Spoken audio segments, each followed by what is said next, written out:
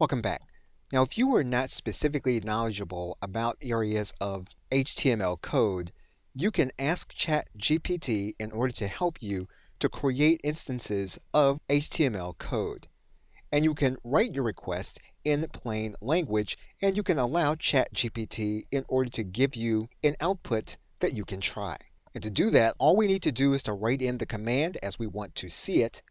We're now going to write in our command, and we're now going to click Enter. And we're going to allow ChatGPT in order to help us to create this specific command, and we can use it on a specific page for us to use in our business. Now, you want to make sure that you copy the response to a separate area. You also want to make sure that you keep the information in your chat history so that you can find it when you need it. In some cases, you may come back to the interface and you may find that in a period of high usage on ChatGPT that you can't access this, and so you will want to make sure that it is copied to a place where you can access the information if you're not online or if ChatGPT is at capacity. Okay, so with that, thanks, and I will see you in another video.